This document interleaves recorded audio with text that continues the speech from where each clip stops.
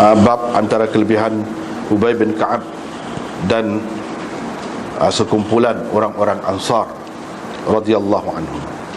Imam Muslim dengan sanadnya meriwayatkan daripada Anas, katanya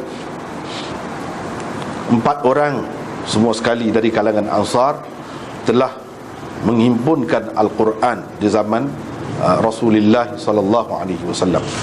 Mereka ialah Mu'adz bin Jabal, Ubay bin Ka'ab, Zaid bin Thabit dan Abu Zaid.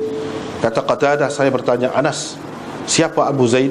Katanya, salah seorang pakcik saya, salah seorang pakcik sebelah bapa saya. Dengan sanadnya Imam Muslim meriwayatkan daripada Hammam, katanya, saya berkata kepada Anas bin Malik, siapakah yang menghimpunkan Al-Quran di zaman Rasulullah sallallahu alaihi wasallam? Katanya 4 orang, semua mereka daripada Ansar, Ubay bin Ka'ab, Mu'adz bin Jabal, Zaid bin Thabit, dan seorang lelaki dari kalangan Ansar dipanggil Aba Zaid. Dengan sanadnya Imam Muslim meriwayatkan daripada Anas lagi, katanya Rasulullah sallallahu alaihi wasallam pernah berkata kepada Ubay, sesungguhnya Allah azza wa jalla menyuruh saya membaca Al-Quran di hadapanmu. Tanya Ubay, Allah menamakan saya kepadamu? Nabi SAW menjawab, Allah menamakan kamu kepadaku. Qala, kata perawi, Ubay pun mulalah menangis. Dengan sanadnya Imam Muslim meriwayatkan daripada Anas bin Malik, katanya Rasulullah SAW pernah berkata kepada Ubay bin Ka'ab, sesungguhnya Allah menyuruh saya membaca Al-Quran di hadapanmu, yaitu surah Lam yakunil ladzina kafaru.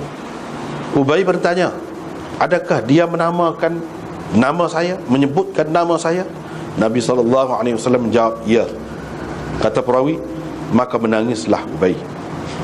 Seterusnya dengan sanad satu lagi serupa juga Nabi SAW kata kepada Ubay, serupa lafaznya dan maknanya dengan hadis sebelum ini. Kemudian bab kelebihan Sa'ad bin Mu'adz radhiyallahu anhu, dengan sanadnya Imam Muslim meriwayatkan daripada Jabir bin Abdullah, katanya Rasulullah sallallahu alaihi wasallam bersabda, ketika jenazah Mu'adz, Sa'ad bin Mu'adz berada di hadapan mereka, apa kata Rasulullah? Ihtazzalaha arsyur rahman, arasy ar-rahman bergoyang kerananya. Yani kerana jenazahnya, kerana kematiannya. Dengan sanad satu lagi Imam Muslim meriwayatkan daripada Jabir, katanya Rasulullah sallallahu alaihi wasallam bersabda, ihtazza arsyur rahman, arasy Tuhan ar-Rahman bergoyang kerana kematian Sa'ad bin Mu'adz. Dengan sanadnya Imam Muslim meriwayatkan lagi daripada Anas bin Malik bahawa Nabi sallallahu alaihi wasallam bersabda ketika jenazah Sa'ad itu terletak di hadapan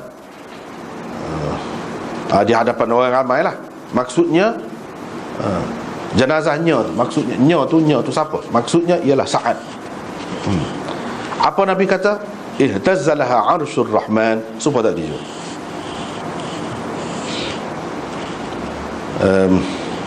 Dengan sanadnya Imam Muslim meriwayatkan daripada Bara, katanya pernah dihadiahkan satu satu pakaian yang lengkap kepada Nabi SAW daripada sutra, satu pakaian yang lengkap daripada sutra kepada Nabi SAW. Para sahabat mula menjamahnya, merasainya, rasa kain itu, wa ya'jabuna min liniha, dan mereka kagum dengan kelembutannya itu. Faqala, Nabi SAW pun bertanya, adakah kamu kagum dengan kelembutan kain ini, pakaian ini? Lamanadilu Sa'ad bin Mu'adz fil jannah khairun minha wa alyan. Sesungguhnya sapu tangan Sa'ad bin Mu'adz di dalam syurga lebih baik lagi daripada pakaian ini, dan lebih lembut lagi. Dengan sanadnya Imam Muslim meriwayatkan daripada Bara lagi, katanya dibawakan kepada Rasulullah kain sutra. Lalu perawi menyebutkan hadis tadi.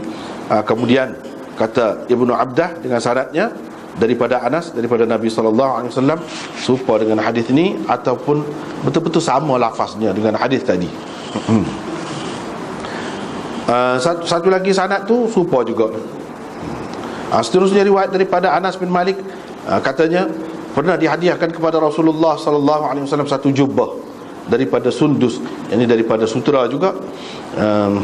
Nabi sallallahu alaihi wasallam selalu melarang daripada memakai pakaian ataupun kain sutera. Orang ramai kagum dengan kain itu, jubah itu. Kata perawi, Nabi sallallahu alaihi wasallam pun bersabda, demi Tuhan yang nyawa Muhammad berada di tangannya, sesungguhnya sapu tangan Sa'ad bin Mu'adz dalam syurga lebih cantik lagi daripada yang ini.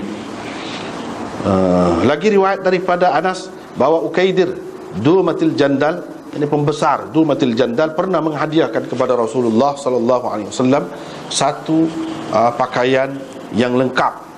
Lalu perawi menyebutkan sama seperti makna hadis yang tersebut sebelum ini, tetapi tidak disebutnya di dalam riwayat ini wa kana yanha 'anil harir. Dia tidak melarang dari Nabi sallallahu alaihi wasallam, melarang daripada sutera. Hal itu tak ada disebut dalam riwayat ini. Bab antara kelebihan Abi Dujana Simak bin Kharashah, dengan sanadnya Imam Muslim meriwayatkan daripada Anas bahawa Rasulullah sallallahu alaihi wasallam pada hari Uhud mengambil satu pedang dan bertanya, siapa akan mengambil pedang ini daripada saya? Mereka masing-masing menghulurkan tangan, masing-masing berkata, saya nak ambil. Lepas tu Nabi tanya pula, siapakah yang akan mengambilnya dengan kesanggupan menunaikan haknya? Itu maksudnya bihaqqihi. Siapa yang akan mengambilnya dengan kesanggupan, dengan jaminan akan menunaikan haknya? Qala, kata perawi, senyaplah semua orang. Bila kata begitu, senyap. Tetapi Simak bin Kharashah Abu Dujana berkata, saya akan mengambilnya dengan jaminan akan memenuhi tuntutannya. Qala fa akhadahu, kata perawi, dia pun ambil. Fa falaqa bihi hamal musyrikin, dengan pedang itulah dia belah kepala kepala orang-orang musyrikin. Lepas tu perang itu hebatlah. Bab sebahagian daripada kelebihan Abdullah bin Amr bin Haram, ayah kepada Jabir. Ini Jabir bin Abdullah kan, ayah dia. Dengan sanadnya Imam Muslim meriwayatkan daripada Ibnul Munkadir, katanya saya telah mendengar Jabir bin Abdullah berkata, pada hari Uhud bila dibawakan ayah saya dengan bertudung, dengan ditudunglah, diselimut, dia telah dimuslahkan, dia telah dipotong-potong anggota dia tu. Ayah dia tu kena potong hidung, potong telinga, apa gitulah maksudnya. Qala, kata Jabir, saya hendak mengangkat kain, yakni yang menudung mukanya itu, tetapi kaum saya melarang saya. Lepas tu saya nak angkat pula, nak tengoklah muka ayah. Mereka ni, kaum saya melarang pula, tapi Rasulullah sallallahu alaihi wasallam sendiri angkat buka dan nak tengok. Atau ini syak perawi, dia menyuruh orang membukanya. Lepas tu buka. Setelah dibuka, Nabi sallallahu alaihi wasallam dengar suara perempuan yang menangis atau yang berteriak. Dia pun kata, siapa tu? Nabi tanya. Orang pun kata, anak Ammar, ataupun saudara kepada Ammar itu. Yang ni anak Ammar atau saudara kepada Ammar. Kata tadi Abdullah bin Ammar.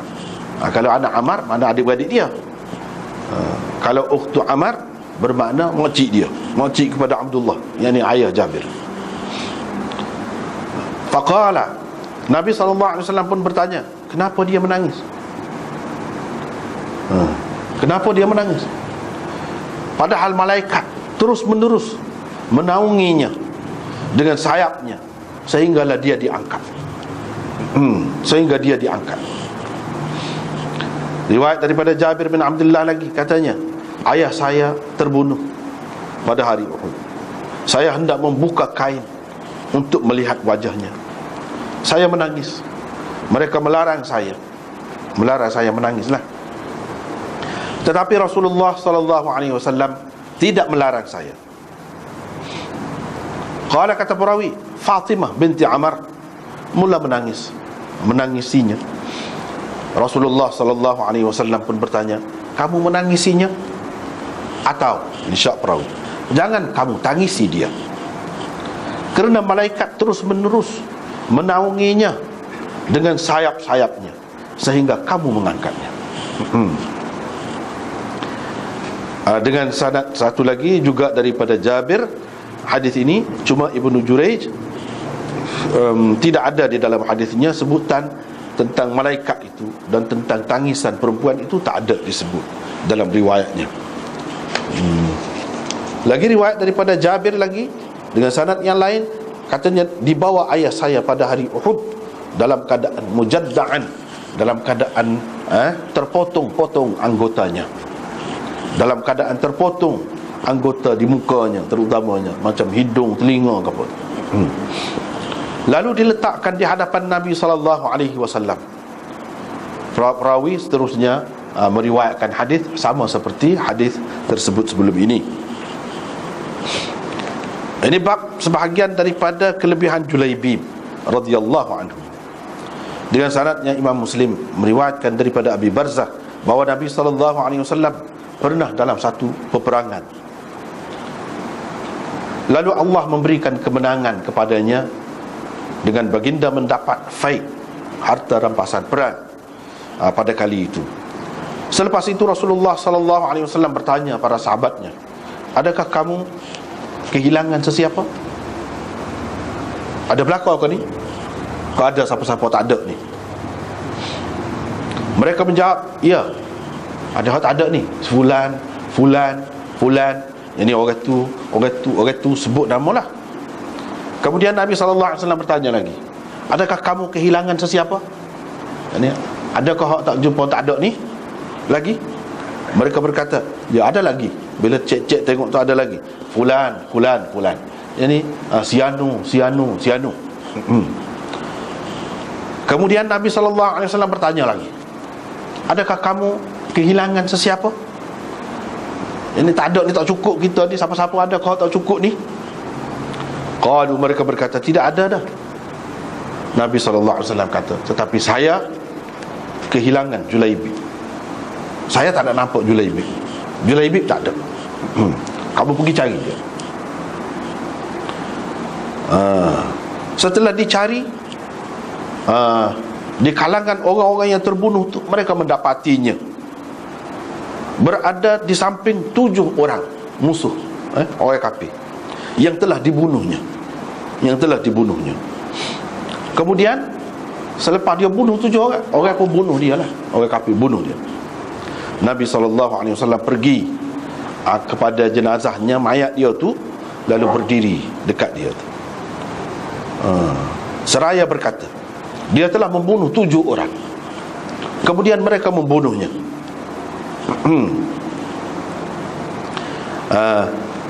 Hadza minni, asal makna dia ni sebahagian daripada saya, dan saya sebahagian daripadanya. Tapi kalau terjemah lagu tu tak sedap kan, bahasa kita ni. Dia nak cerita sini, nak ceritanya seperti Imam Nawawi sebut bawah tu, mubalaghah fi ittihadi tariqatihima wa ittifaqihima fi ta'atillah. Bolehlah kalau kita terjemah, perjuangannya sama seperti perjuangan saya, perjuangan saya sama seperti perjuangannya. Hijrah dia serupa dengan hijrah saya, hijrah saya serupa dengan hijrah dia. Itu kata perawi. Qala, kata perawi, Nabi SAW pun meletakkannya di atas kedua lengannya. Nabi pegang, Nabi kepung ni 2 lengan, dalam keadaan tidak ada baginya yang lain selain daripada 2 lengan Nabi SAW. Pegang itulah, mana tak ada katil ke, papai ke, stretcher ke, letak tak, tidak. Nabi pegang dia sendiri gitu. Kata perawi, setelah digali kubur, untuknya dan diletakkan dia di dalam. Selepas itu digali kubur untuknya dan dimasukkan dia ke dalam kubur. Dan perawi tidak ada menyebutkan tentang mandi ke apa ke, dimandikan apa, tak ada sebut. Artinya tak ada lah berlaku tu. Tak apalah, kita balik semula. Ini bab antara kelebihan Ubay bin Ka'ab dan sekumpulan orang-orang Ansar. Jadi banyaklah kelebihannya. Sebab itulah Imam Nawawi buat tajuk ni min fadaili. Bukan semua sekali kelebihan dia ni ada sini ni semua sekali dah. Tak, sebahagian. Sebahagian daripada kelebihannya. Ini yang disebutkan di sini, bukan semua sekali. Kalau nak kira semua tu banyaklah. Ini yang Imam Muslim pilih dan menepati syarat-syaratnya. Nombor satu sekali malam ni, iaitu Anas mengatakan empat orang yang mengumpulkan Al-Quran di zaman Rasulullah sallallahu alaihi wasallam. Semua mereka ini adalah dari kalangan Ansar.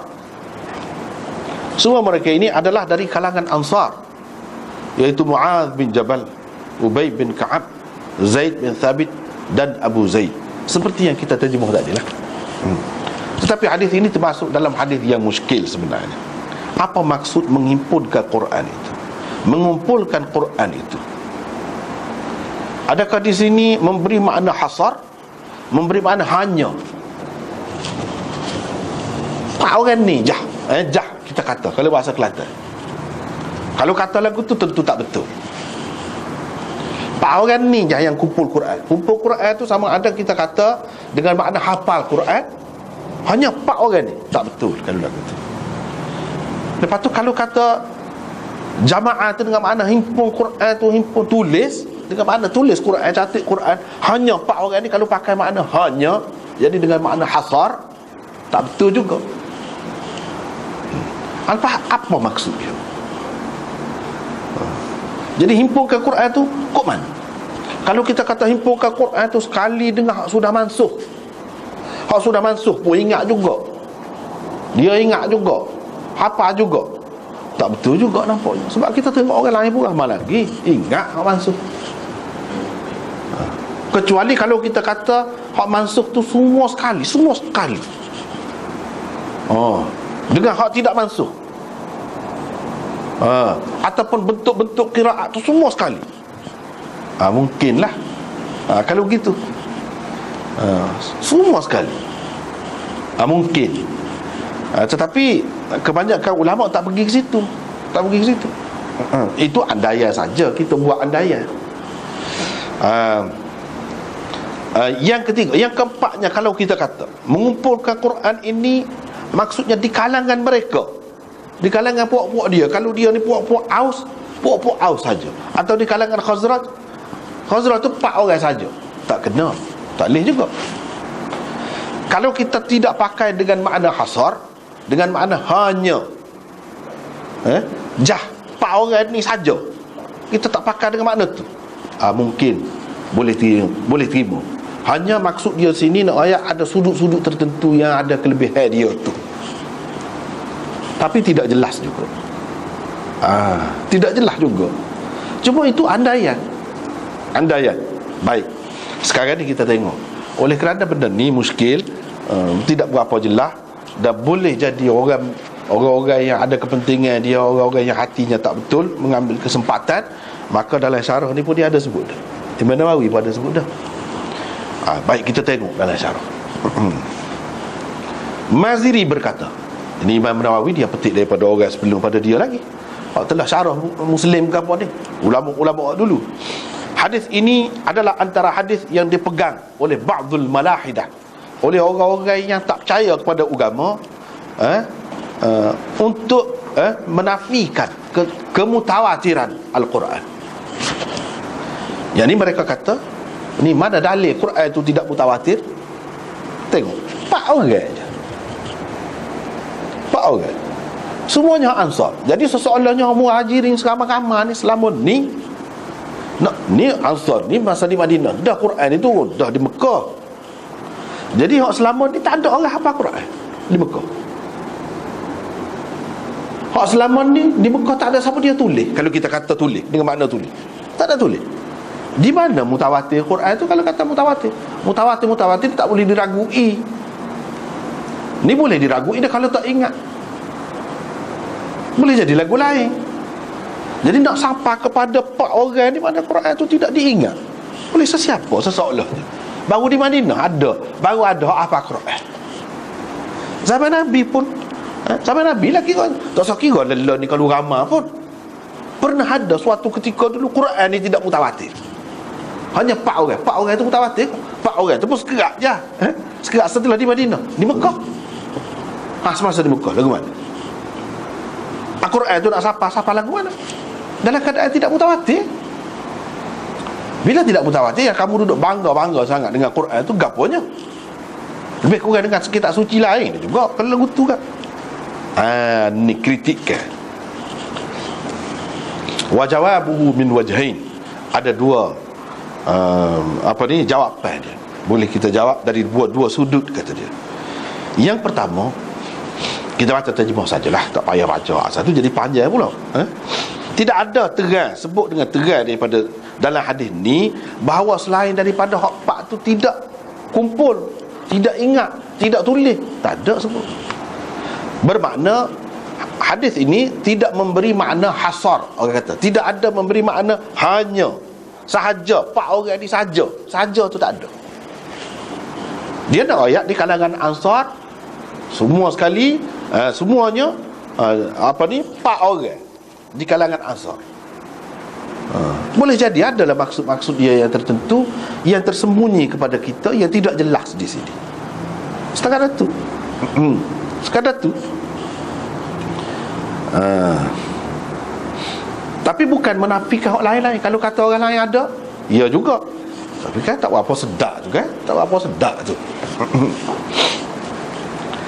Cuma iyalah jawapan lah. Itulah antara jawapannya. Adapun orang-orang lain ni. Jadi maksud dianya boleh jadi maksud dia iaitu orang-orang yang dia tahu. Sekarang ni siapa yang meriwayatkan Anas kata. Jadi hak setakat Anas tahu 4 orang ni. Macam mana Anas tahu 4 orang tidak? Mungkin juga. Kalau kita kata dia kata berdasarkan, boleh jadi maksud dia berdasarkan hak dia tahu di kalangan Ansar 4 orang. Adapun orang-orang lain di kalangan Muhajirin dan Ansar hak lain hak dia tidak tahu, itu dia tidak menafikan, dia royak hak dia tahu. Takkanlah pengetahuan Anas itu secetek tu, takkanlah dia tidak tahu kalau ramai orang hafal. Kan dia ni kan khadam Nabi, orang rapat mendengar dengan Nabi, sahabat agung juga. Takkanlah dia tidak tahu orang ramai duduk hafal Quran, orang ramai duduk catat Quran. Kau lagu mana? Kok mana-mana pun tidak sedap jawapan itu. Tapi itulah jawapannya hak diberikan di sini. Dia hanya cerita hak dia tahu. Cuma kita muskil, apa dia tidak tahu? Sebab kita learn ni tak tahu. Yang banyak dah kelas ngapal Quran. Sekarang mana orang ngaji tak tahu. Tak pernah sabar tu. Tak apalah.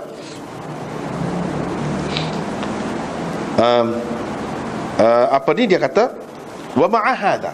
Kalau kita tidak ambil kira hak ni, riwayat ni, kalau mengambil kira riwayat yang lain yang diriwayatkan oleh bukan Muslim, maka kita dapati ramai sahabat-sahabat ni hak ngapal Quran. Jadi bermakna hadis ni bercanggah dengan hak tu.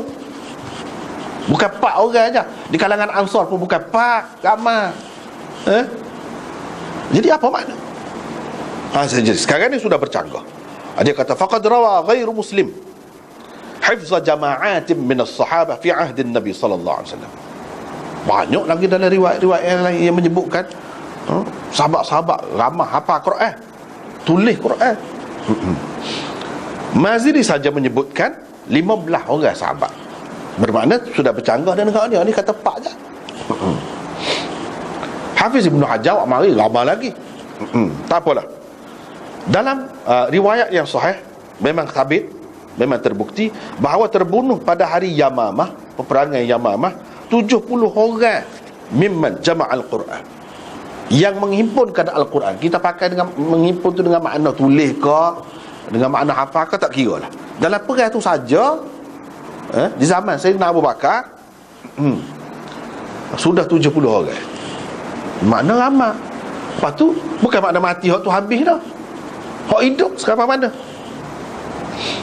Yamamah itu, peperangan itu berlaku tak lama selepas daripada kewafatan Nabi sallallahu alaihi wasallam. Ini orang-orang yang dibunuh min jami'ihi yauma'id, yang menghimpunkan Al-Quran pada masa itu. Pada masa itu 70 orang hak mati saja.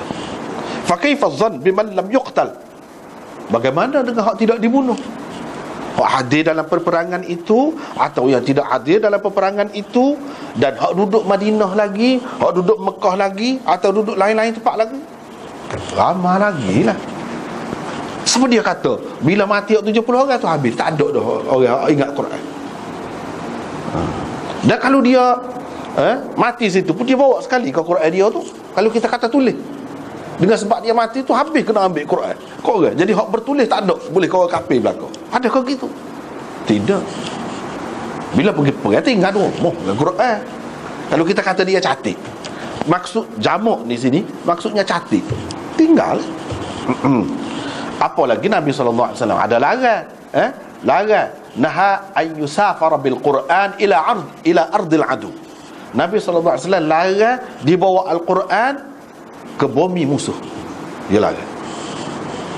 Banyak tu dalam Bukhari, dalam gapo pada belakang kitab tu, pada hadis tu. Jadi bila ada rumah, jadi apa masalahnya kalau mati pun? Kalau katakanlah sabit catik, kalau mati 70 orang, hak 70 orang tu je ada Quran hak bertulis, dia tidak bawa. Jadi tak ada masalah kalau kita kata tulis. Kalau kata hafal, bukan hak tu saja yang hafal, ramai lagi yang lain. Baik.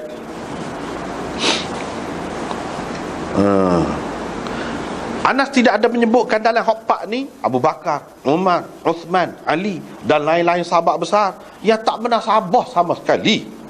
Mereka ni tak hafal Quran. Itu dia, tak pernah sabar.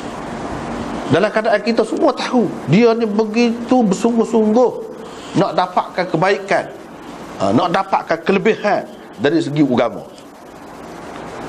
Hak benda-benda lain, hak kurang lagi pun dia agama dah. Bagaimana dengan Quran ni? Lebih-lebih lagi lah. Kita tengok orang samai kita, dia kata dia seramai mana dalam satu-satu tempat, satu-satu negeri, beribu-ribu. Kata dia beribu-ribu. Padahal mereka ni kurang jauh daripada sahabat tu. Setara tu pun seramai mana, kata dia. Kalau nak kira sahabat lagi lah. Jadi nak, maknanya hadis ni kalau tak boleh ditakwil, kita ketepikan. Tu ya benarnya. Kalau boleh takwil, takwil. Kalau takwil tak boleh pergi, tak ketepi, tak ada. Dia bercanggah dengan hak lain. Sahih dari segi mana? Dari segi sanad. Dari segi isi sahih. Kalau tak boleh takwil, mana tidak sahih, tak boleh pergi lah. Tak boleh. Tidak sahih lah, bercanggah dengan hak sebenar. Pakai pak orang ni. Jadi kalau kata pak orang, dia tidak jadi mutawatir. Mutawatir Quran tu akidah, tu. Kalau satu hadis ahad bercanggah dengan kemutawatiran Quran, menafikan, menggugat kemutawatiran Quran, kena letak tepi hadis. Tak salah kan? Tak boleh pakai. Hak ni tak boleh pakai. Atau kita kata takwil pun tak adilah maksud dia gini-gini, tapi nampak payah tu. Tak pernah sabar bahasa. Mungkin ada sesuatu yang terjatuh kau di sini, ya dia royak kau perawi, kemudian tu jadi lupa nak royak tu, kau sepatah perkataan pun boleh jadi lagu lain dah. Kalau kita nak takwil, nak betul juga, nak terima juga, kena kata begitu. Kena kata begitu. Seperti takwil tadi, di sini tidak ada makna hasar, bermakna tidak menafikan yang lain. Cuma royak ni, apa royak ni tu apa? Apa kelebihannya? Dia jadi susah. Dia jadi susah. Itu di satu pihak, puak-puak yang tidak percaya kepada agama boleh meragukan orang Islam dan hak bukan Islam terhadap Quran kalau pakai hak ni. Kecuali kalau takwil payah lah, payah. Sebab tu kita tengok nampak ada percanggahan ni dalam ni. payah sangat. Payah-payah tak ke tepi. Tidak kata payah ni siapa tak sah iman kita. Jadi kalau kita letak ke tepi, tak saya pakai hak ni. Tidak sampai gitu. Tidak sampai gitu. Kalau kita tak pakai hak ni, kita pakai hak lain yang menunjukkan ramah apa Quran, yang menunjukkan ramah yang mencatik Quran. Ramah catik Quran ni setengah-setengah orang dia duduk kata dia tak lagi kalau apa Quran ni ramah ingat. Kau tu tidak nafi. Semua tidak nafi. Tapi kalau masalah catik Quran, tulis Quran ni, hak tu ramah benar orang keliru. Jadi dia tak tahu hak ni, dia kata hak ni 4 orang ni ialah tulis. 4 orang ni je tulis. Tak betul tu, Jadi Quran ni ditulis di zaman Sayyidina Uthman. Ramai orang duk pegang lagu tu, duk faham lagu tu. Dia tak terfikir bahawa benda ni akan tergugat kemutawatiran Quran tu. Mutawatir Quran ni bukan dari segi hafalan saja, orang ingat saja ramanya. Dari segi tulis lagu tu, tak boleh lagu lain. Kalau solah tu salawatu, tak boleh tulis lam alif ta marbuta, tak boleh. Walaupun dari segi bahasa Arab lah dia orang tulis lagu tu, dan makna dia serupa je. Tak boleh tulis lagu. Apa tak boleh? Dia bergomo sangat tak boleh. Apa? Kalau tidak nak jaga hak mutawatir kan? Kalau kita kata jaga hak Sayyidina Uthman, apa yang jaga sangat tu? Sayyidina Uthman bukan Nabi. Apa yang melera sangat? Nak tak nak kita kena terima bahawa hak ditulis lagu ni mutawatir semenjak zaman Nabi sallallahu alaihi wasallam lagi. Bukan kemudian. Hak zaman Sayyidina Uthman tu adalah kerja dia buat, bukan tak ada. Hak tu. Iaitu Quran di zaman dia tu ada lagi hak masih bercatik dengan tafsiran dia. Ada yang qiraat setengah-setengah qiraat begini hak sudah mansuh dah, macam-macam hak lagu tu. Hak tu hak Sayyidina Uthman bakar tu. Hak tu dia nak suruh Quran saja. Sahabat-sahabat tak keliru lah, dia tahu hak mana Quran, hak mana tafsir, dia tahu. Tapi di zaman Sayyidina Uthman ramai ada orang Islam ni baru-baru masuk Islam ni, hak bukan Arab pun. Mana dia nak tahu beza Quran ke tidak Quran? Jadi ada yang tulis lagu ni, ada yang tu macam-macam. Tulis tu satu hak Sayyidina Uthman buatnya, peranan dia. Tapi dari segi Quran tu dicatik dah, ramai banyak dah. Itu sudah zaman Nabi lagi ada. Sebab tu hak ni hadis yang kita baca saat ni dalam Bukhari, dalam Abu Daud, dalam Gapo ada belaka. Dalam Muslim ni pun ada.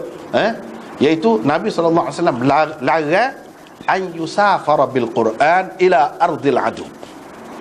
Larang dibawa Quran ni ke negeri musuh. Semua kita tengok Bukhari buat tajuk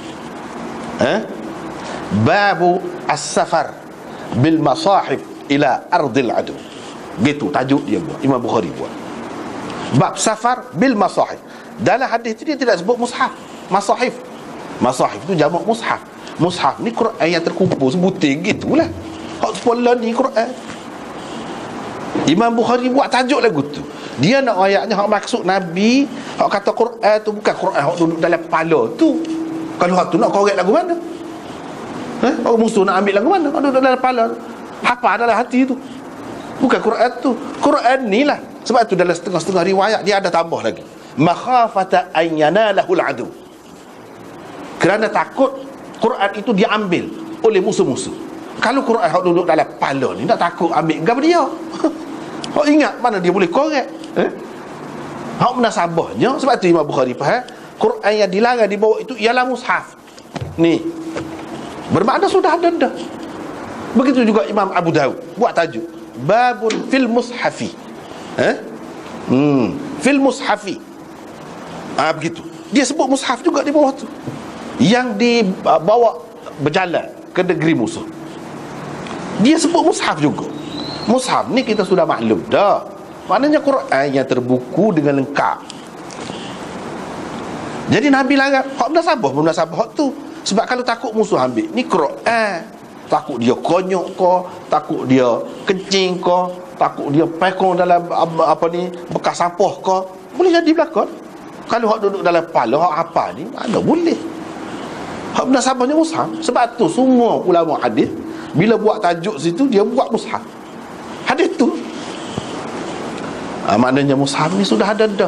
Kalau 4 orang ni je ada, apa Nabi larang ramai gitu semua tu? La tusafiru bil Quran. Dalam setengah-setengah riwayat yang lain, jangan kamu bawa Quran, bawa musafir Quran tu.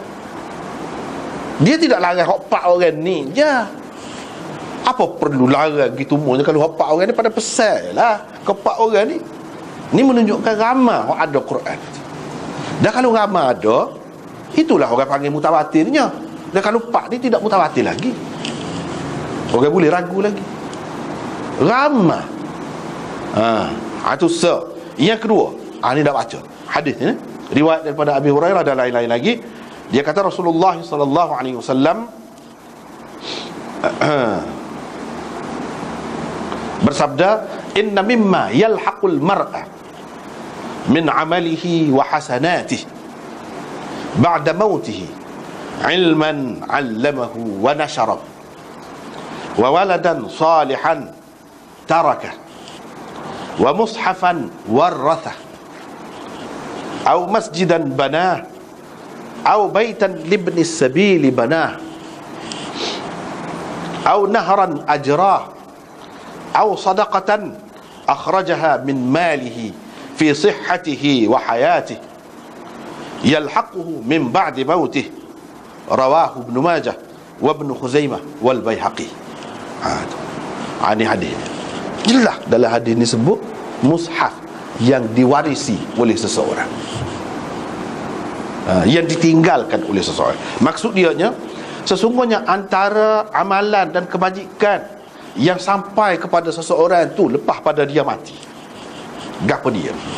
Kalau dalam hadis biasanya kita dengar tu 3 perkara tu, memanglah hak tu jelas benarlah tu. Hak tu. Tapi hak sebenarnya kalau hak ni pun masuk bawah tu juga, boleh juga. Tapi hak ni lebih terperinci. Gapo dia disebut? Yang pertama, ilmu yang seseorang itu ajar dan sebarkan. Ilmu dia tu. Tu siapa semacam dia mati pun boleh semacam supaya dia duduk buat, supaya dia hidup. Siapa semacam. Yang kedua, anak yang soleh yang ditinggalkannya. Mati meninggalkan anak yang soleh. Anak soleh buat gapo-gapo kebajikan, siapa kepada dia? Tak payah niat. Tak payah niat, siapa automatik. Yang ketiga, wa mushafan warrathahu. Hak tu kita nak duduk situ. Dan mushaf yang ditinggalkannya sebagai pesaka. Kalau 4 orang aja hak tulis Quran, ada buku lengkap Quran ni, tak payah Nabi kata gini. Sebab orang lain tak akan ada. Ni menunjukkan umum ada ni.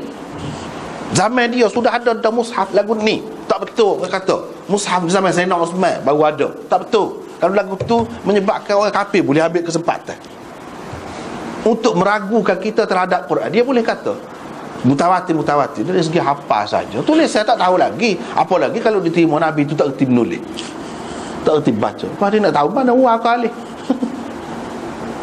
Tak erti setara mana. Tak erti baca, tak erti menulis. Memang kita pun tak erti juga kalau setengah-setengah bahasa tu. Misalnya ada bahasa Cina, tak erti juga baca menulis. Memang tak erti lagu mana. Jadi orang ramai duduk kata tak erti tu tak erti Arab. Jadi kalau tak erti orang Arab kan, dia nak betul lagu mana? Nak betul lagu mana? Ni tak betul, tak boleh lagu bil ghadati wal ashi. Macam mana dia boleh buat waw? Walaupun orang pertikai kan, apa waw pula? Dia kena alih lah. Tapi kalau bahas pajar tu memang kemah tu, apa dia buat gitu. Mestilah yang orang gomo duduk jaga sangat tu pasal Nabi lah. Dia ajar yang mengesahkan gini. Jangan ditulis lagu lain. Dan Quran hak terpeliharanya Tuhan Jami, nak jaga Quran tu lagu mana? Hak tu duduk jaga masing-masing. Sebab dia kena lesen suku tu nak cetak Quran. Tak boleh buat main-main. Hadis pun tidak gitu mau. Apa? Allah SWT manusia tu jadi tergerak hati nak buat, nak jaga. Jaga hak lagu tu. Kalau hak Sayyidina Uthman saja nak jaga, tak ada sebelah mana. Apa yang nak jaga sangat? Kalau belah lain baca serupa, apa? Baca serupa.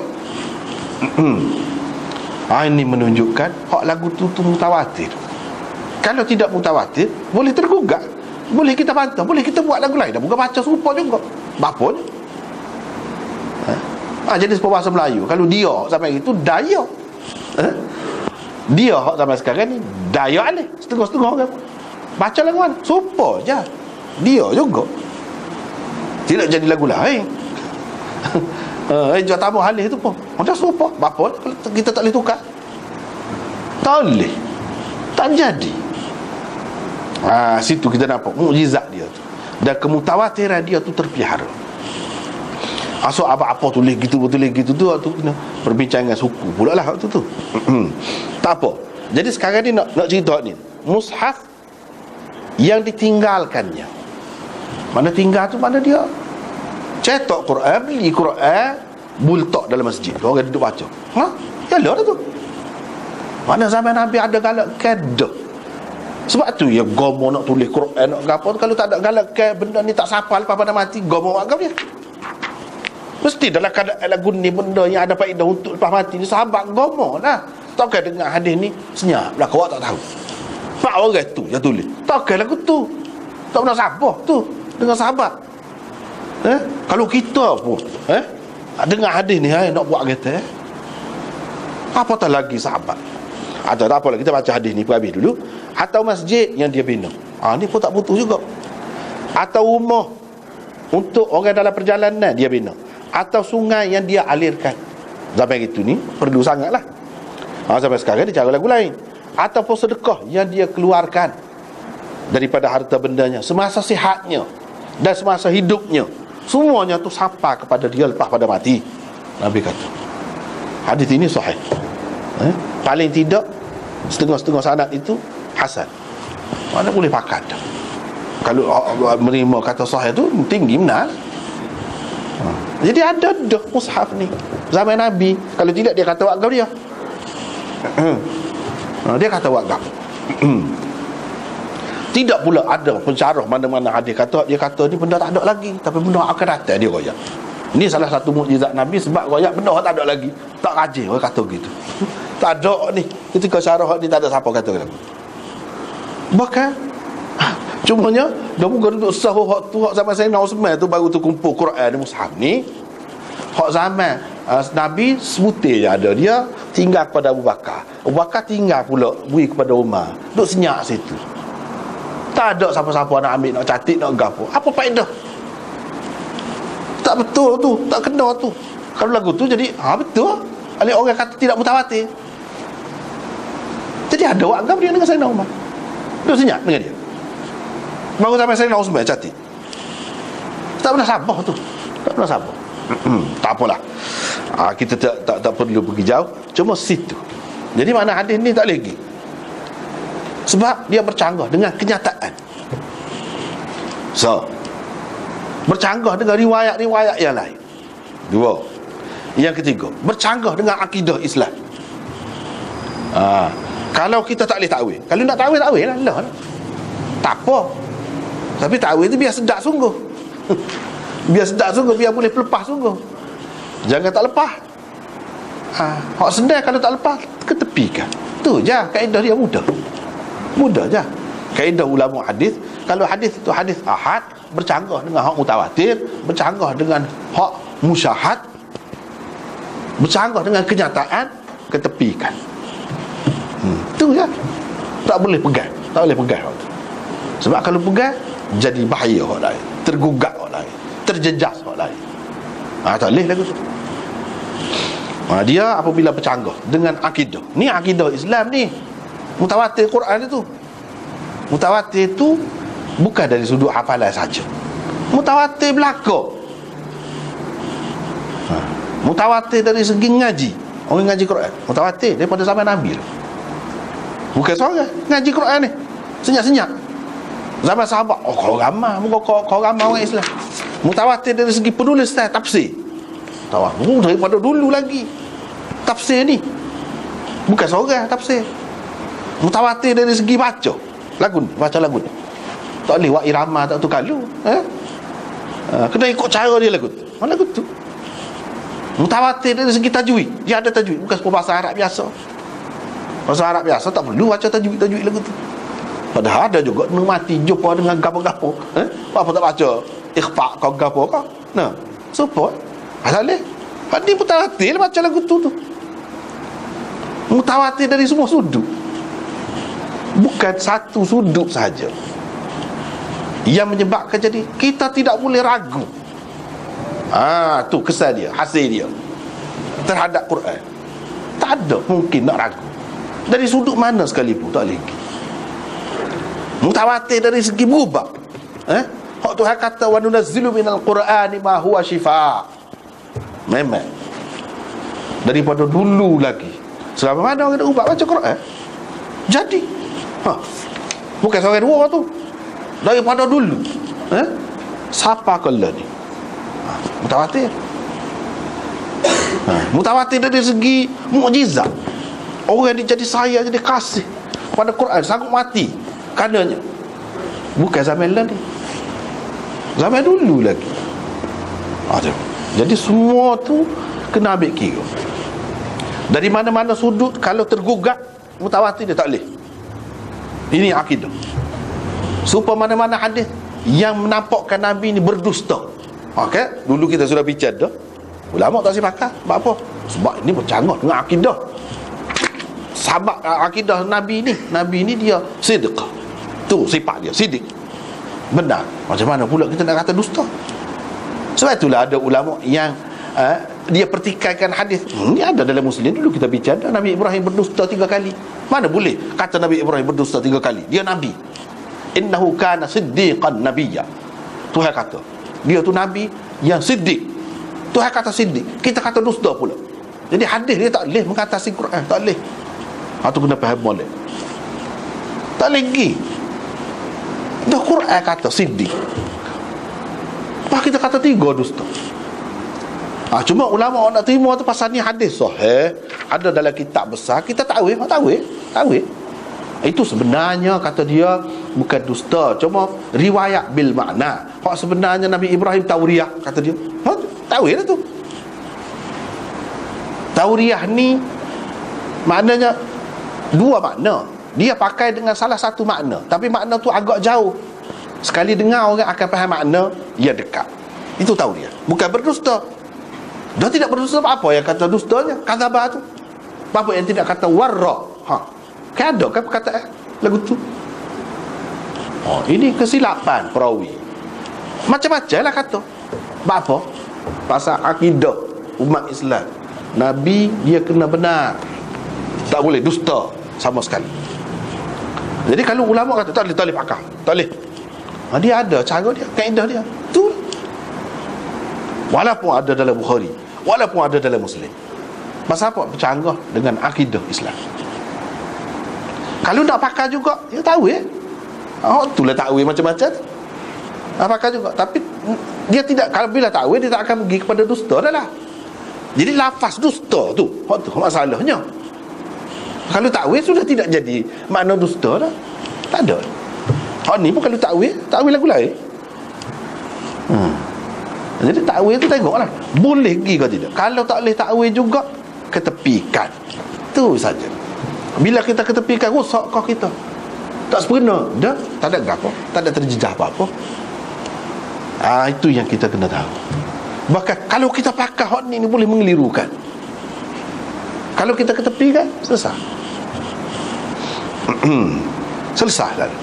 Kita tak saya kata dhaif, tak saya kata biarlah, tak apalah.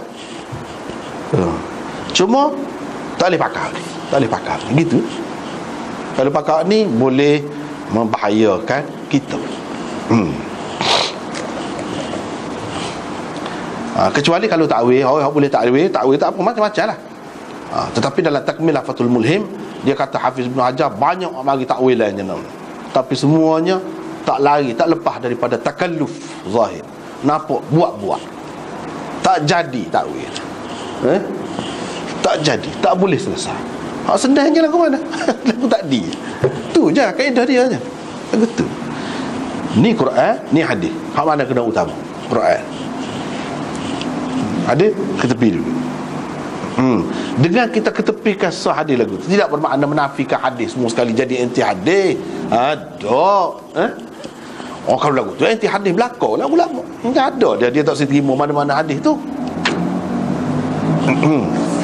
Adalah sebab-sebab dia. Cuma orang ni setuju, orang ni tak setuju, itu cerita lain, bab lain. Jadi panjang situ saja ni pun nampak panjang. Walau bagaimanapun disebutlah di dalam hadis ni, di 3-4 orang ni termasuklah Ubay bin Ka'ab, salah seorang yang istimewa. Kita pakai juga adalah sesuatu, cuma ada di sini ada kesilapan mana-mana pun yang kita tidak nampak. Dia kesilapan dia kadang-kadang sikit je. Kalau bahasa Melayu, bahasa gapo pun dia lagu tu jatuh koma sebutir jadi lagu lain dah. Sebab tu orang yang cermat sungguh dia tak sih. Kalau dia lah kena lagu tu tak sah, tak sah baiki je. Tak sah baiki. Jatuh koma sebutir jadi lagu lain dah. Tidak gitu kan. Semua kita tahu kan bahasa kita. Bahasa lain pun lagu tu juga. Apatah lagi kalau tak ada lah sebutir, jatuh lah sebutir. Kadang-kadang kita tak perasan gapo dia. Apa yang jadi gini? Dan benda ni boleh berlaku. Boleh berlaku. Boleh berlaku. Tapi Quran tak boleh berlaku benda lagu ni. Tak boleh. Hadis boleh berlaku lagi. Sebab tu banyak khilaf kan. Dalam riwayat ni gini, dalam riwayat gini, lafaz ni lafaz banyak. Biasalah hadis lagu tu. Tapi Quran tak boleh buat lagu tu. Aku mana-mana pun kita terima pada dasarnya ada kelebihan dia dalam bab Quran ni. Dalam bab Quran ada kelebihan Ubay. Kita tengok riwayat lain pun Nabi pun pesan, Nabi pun bagi ingatan belajar dengan Ubay gapo tu, mana dia ada kelebihan dia dalam bab Quran. Jadi 4 orang ni hak disebut di kalangan sahabat Ansar. Di kalangan sahabat Muhajirin tak kira banyak. Kalau pakai hak ni bahaya. Jadi makna sebelum pada tu semasa di Mekah dulu lagu mana? Tak ada orang apa. Kalau kita pakai dengan makna apa? Tak ada orang tulis. Kalau kita pakai dengan makna tulis, tak kena belaka tu. Tak boleh. Lepas tu seterusnya nampaknya hadis ni lebih kurang je hak tular je tu. Ulang tu hak tular.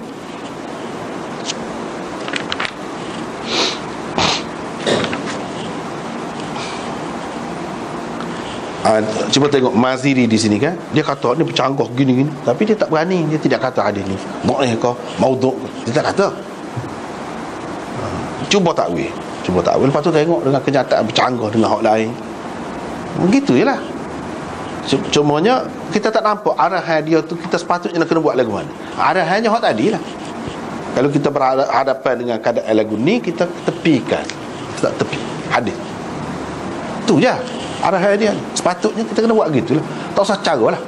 Tak usah cara. Kalau pergi kepada puak-puak Syiah pula, kan dia kata lagu lain pula lah. Dia kata Jam'ul Quran tu himpun Quran tu himpun lagu mana?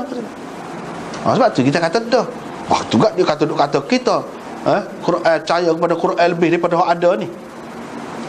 Dia apa buat demo? Ni 4 orang ni hafal hak mana? Kalau kita kata hak lain, hak ada lah ni hafal belaka. Ada ni hafal hak mana? Ada jugalah Quran hak lebih daripada hak skala ni, hak biasa ni. Dia kena. Itulah. Dapat ada peluang ke dia. Dia ambil ruang lalu. Ruang ada dia ambil lagi. Sebab itulah dalam hadis dia, ni hadis dia tak pakai dia tulah. Dalam Al-Kahfi gapo tu lah. La yad'i ahadun annahu jama'al Qur'ana kullahu illa kadzab. Tu. Tak ada siapa pun atas muka bumi ni yang mendakwa dia mengumpulkan Quran semua sekali, melainkan pendusta besar. Wa ma jama'ahu illa Ali bin Abi Talib wal a'immatu min ba'dihi. Tidak ada yang mengumpulkan Quran semua sekali kecuali Ali bin Abi Talib dan imam-imam selepasnya. Itu cerita dia lah. Jadi jam'ul Quran tu Quran mana? Kata dia. Quran ni, mu jawab ni kata dia. Quran mana? Hak dia pun dipak orang. Kalau kamu kata hak lain Quran ada ni, ramah hak apa? Ramah hak tulis. Jadi hak ni hak mana? Hak mana? Hak tu juga kita katanya. Kita pun kata hak tu juga. Hak selebih daripada tu. Jadi orang yang percaya Quran lebih daripada hak ada ni, kafir ke tidak? Kamu royak dulu, kafir ke tidak Muaz? Gapo ni? Ubay bin Ka'ab. Sebab Quran dia lebih daripada orang lain. Dia kata lagu. Dia depan main. Syiah pun dia nak kena tu jerak dia tu berat juga. Kalau kita tidak ngaji. Jawabnya bagi kita dalam gudi ni kalau bercanggah dengan kemutawatiran Quran, gitu kaedahnya seperti tadi.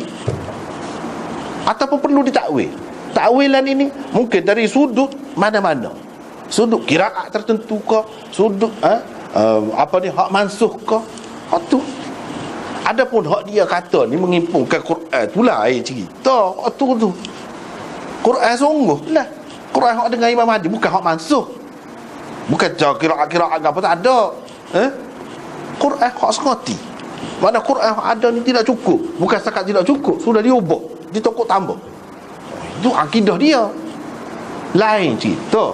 Hak ni kalau ada seseorang tu dia tahu hak mansukh, tidak jadi salah tahu hak mansukh, tapi sebagai mansukh, kaedah hak mansukh kalau sudah mansukh tak boleh baca dah dalam sembahyang. Maklum tak ada siapa kata pun hak ada di sebahagiannya mansukh ke ataupun hak dulu mansukh tu orang tak tahu. Tak tahu. Jadi kita tak sepakat hak mansukh tu. Cuma tahu tak apa. Tidak salah tahu tu, tapi tidak menganggapnya Quran. Hak Syiah ni dia kata hak mansukh tu lain, dia pun ada juga bab mansukhnya, ada juga. Hak ni kata dia tidak mansukh. Hak dengan Imam Mahdi tu, itulah hak sebenarnya. Jadi Quran hak ada ni tidak hak sebenar. Kita percaya hak ni hak sebenar. Hak ni hak sebenar. Kalau ada 4 orang sahabat ni percaya hak lebih tu, hak dulu, tidak jadi masalah. Hak dulu dia tahu. Orang lain tak cara dia lah nak cara ke dia muka tidak Quran dah. Nak cara ke dia, nak apa awak gapun dia muka sudah mansukh dah, tidak Quran dah, nak baca dalam sembahyang pun tak boleh. Jadi kalau tak ada orang lain apa, tidak jadi masalah. Kalau katakanlah hak ni hak sudah mansukh, demo ni 4 orang ni ingat hak mansukh tu, tapi ingat pun dia tidak baca dalam sembahyang hak ni, sekadar tahu. Boleh jadi maksud dia begitu di sini, tapi sekadar andaian saja. Sebagai nak jawab hak Syiah tu lah. Sebagai nak jawab Syiah, dia mansukh lain. Jadi hak dia kata hak lebih daripada Quran yang ada tu, dia tidak kata mansukh hak tu. Dia tidak kata mansukh, dibeki. Sahabat beki, ubah Quran yang sebenar. Jadi dia tidak percaya Quran yang ada ni hak sebenar. Kalau dia percaya wujud, tapi dia takiyah je kalau dia percaya pun. Sebenarnya dia tidak percaya, dia tidak boleh percaya. Sebab apa? Kalau dia percaya, dia kena terima lah sahabat tu molek. Muka dalam Quran sebut molek. Lagu mana pula? Dia kena terima lah imamah tu tidak penting mana, bukan rukun iman, sebab tak ada sebut sekali pun dalam Quran. Dia kena terima. Habis gugur asal-asal akidah dia tu tak lagi. Kalau dia nak pakai Quran ni, tak apa, dia nak tipu kita, tapi dari satu segi cekik tekak dia kalau dia kata lagu tu. Tak boleh. Dia mesti kalau dengar akidah dia, nak pegang akidah dia mesti kena kata Quran dia tidak asli, baru boleh. Kalau tidak tak boleh. Dia tak lagi jauh. Tapi dia kalau dia kata dia tidak percaya kepada Quran, ni masalah pula. Orang tak akan terima dia orang Islam pula. Sedangkan dia nak nipu umat Islam ni atas nama Islam. Wah, biarnya susah dan nak sangat dah. Biarnya susah. Tak apalah, bagi kitanya begitu semua ni. Seterusnya Nabi SAW kata kepada Ubay, Allah Azza wa Jalla suruh saya baca di hadapan kamu. Dia pun kata, Allah sebut nama saya. Nabi SAW kata, ya, dia sebut nama kamu, suruh baca depan Ubay. Bapanya sepatutnya Ubay baca depan Nabi. Kenapa suruh Nabi baca depan dia? Siapa yang lebih? Tidak semestinya kalau baca depan orang kurang tu dia jadi lebih. Adalah kok mana-mana pun sebut nama, suruh baca depan dia. Dia takut bacalah di hadapan mana-mana sahabat kamu. Kebetulan Ubay ada di situ. Dia takut gitu waktu dia tanya, dia sebut nama saya nak khusus. Ya. Sebut nama. Suruh baca tu depan Ubay tu sebut nama. Itu kan satu keistimewaan.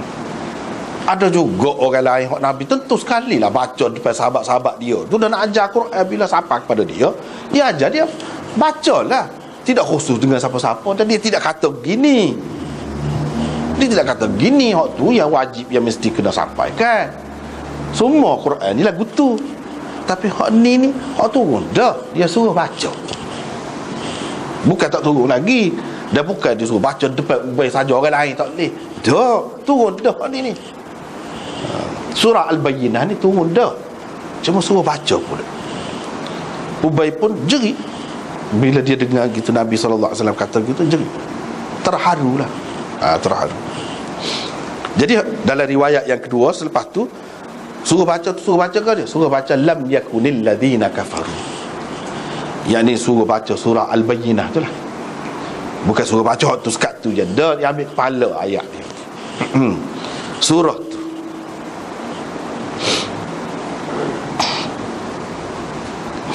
Lepas tu tak apa dah. Ini juga menunjukkan kelebihan Ubay bin Ka'ab secara khusus. Kita tengok dalam syarah Imam Nawawi dia sebut dia menangis. Apa menangis? Menangis dia banyak sebab, banyak faktor menangis ni. Walaupun menangis itu lebih umumnya, lebih biasa orang sedih, tetapi ada juga menangis tu kerana suka. Dia kata kerana suka sini. Suka lah. Ada kalanya orang ni suka biasanya kerana gembira lah, suka, ketawa. Tapi ada kalanya orang ketawa dia kesah tak ada arah nak kata, dia suka juga. Ada juga bukan gembira hati dia tu, tidak, tapi dia tak ada arah nak kata, ada juga suka, ada juga. Jadi suka tu bukan tanda gembira selalu, tak mesti. Menangis tu tanda sedih lah, dah. Supaya di sini dia menangis kerana suka dan kerana berasa diri dia tu terlalu tidak layak, kecil sangat untuk Allah sebutkan secara khusus nama dia, bagi keistimewaan gitu mana kepada dia. Siapalah dia ni berasa terharu, orang kata terharu, menangis kerana terharu. Terharu tu sebab apa? Dia kata ada dua sebabnya. Kerana disebutkan nama dia secara khusus. Tu jadi bertambah-tambah lah kegembiraannya itu. Yang kedua, Nabi SAW baca di hadapan dia. Hak tu hai suruh khusus begini. Hak tu suka, terharu dia tu. Orang lain tak ada lagu tu. Ada juga ulama yang mengatakan dia menangis tu bukan kerana suka. Ni andaian yang dibuat lah.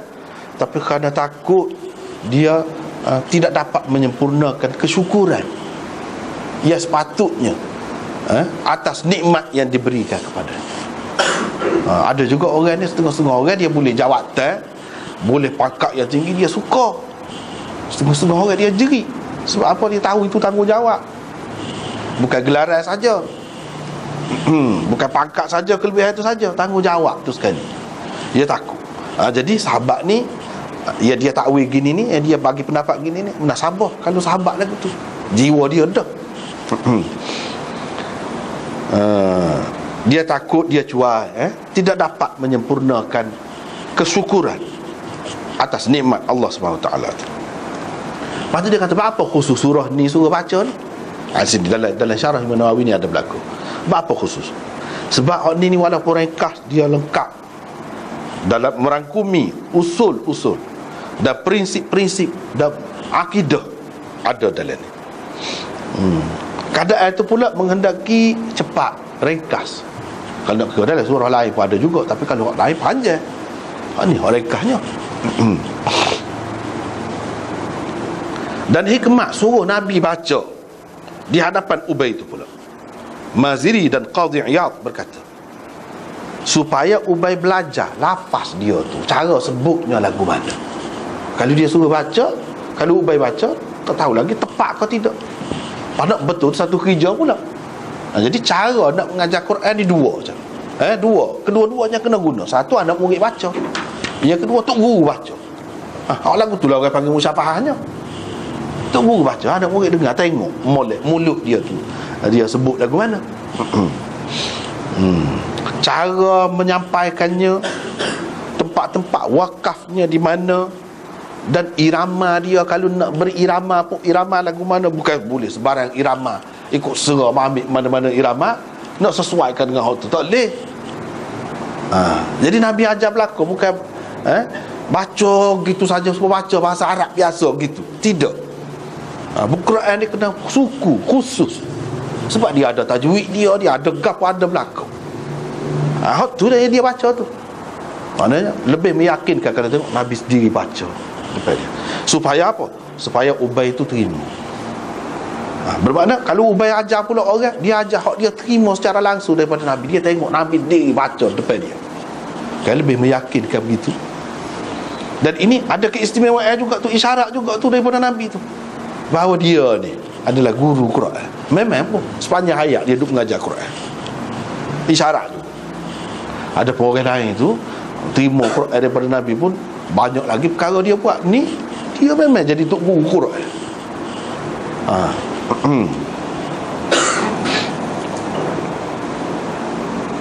Jadi itu sebab Nabi SAW baca. Lepas tu apabila baca tu, cara baca tu dia memberi kesan kepada jiwa, cara baca. Jadi dia boleh dengar cara tu. Sebab kita baca lah, orang dia baca lagu lain, orang dia baca lagu lain, sajak tu misalnya, tidak serupa. Orang ni baca, bahasa benar. Orang ni baca biasa. Cara baca tu. Jadi kalau dia sendiri dengar daripada Nabi, itulah hak paling berkesan, paling baiknya. Supaya dia belajar. Yang kedua, Nabi SAW baca depan Ubay itu untuk dia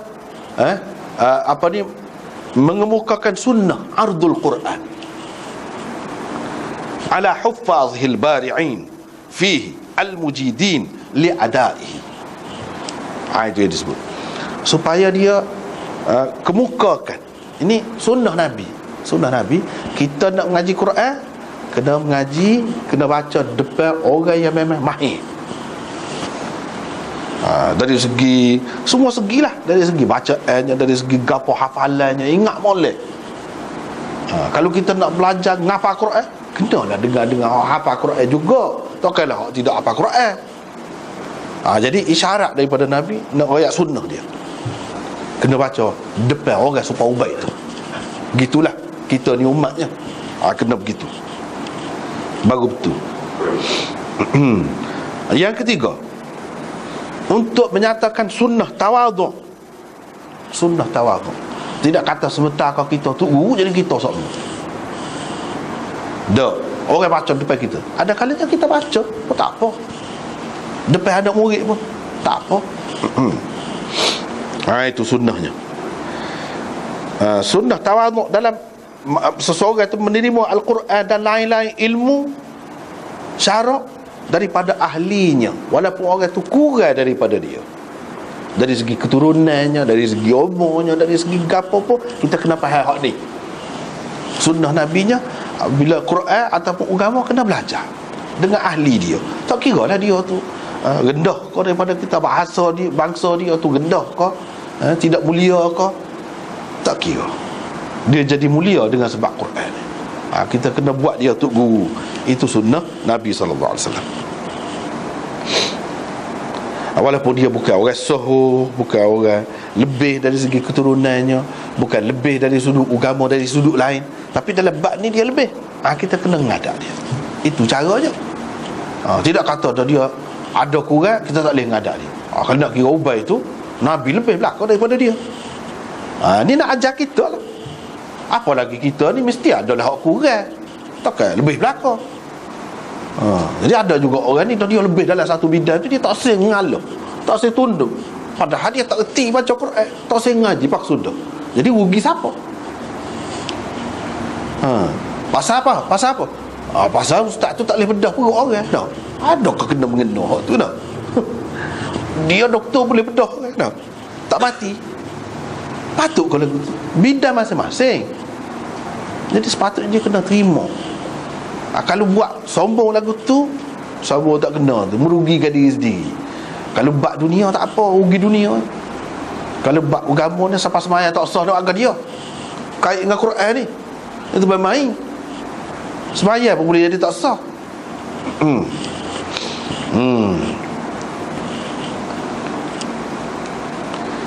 Yang keempatnya, untuk mengingatkan kepada orang ramai tentang isyarat daripada dia, tentang kelebihan Ubay. Isyarat dia. Jadi setiap Nabi SAW buat dia tidak saja. Sahabat-sahabat lain pun tengok, bila tahu tu kak, oh gitu. Ni dah lah, ni lah isyarat. Dia main isyarat je banyak. Kalau nak kecek belakang tak berhenti Nabi, dapatkan 23 tahun je. Tak berhenti, tak boleh tidur. Ni tidur dia pun jadi pengajaran. Isyarat dia tu pun jadi pengajaran. Orang tahu saya nak Abu Bakar ni lebih mana, dia suruh Abu Bakar jadi tu imam. Tu isyarat dia padan dah. Apa yang suruh tu semacam isyarat. Dan sebagai dorongan, galakkan supaya belajar Quran ni daripada Ubay. Dan memang begitulah dia selepas Nabi SAW jadi imam, jadi ketua, kepala, yang memang ditujui oleh orang, masyhur dengan Quran dia, Ubay bin Ka'ab. Sepanjang hayat dia memang begitu.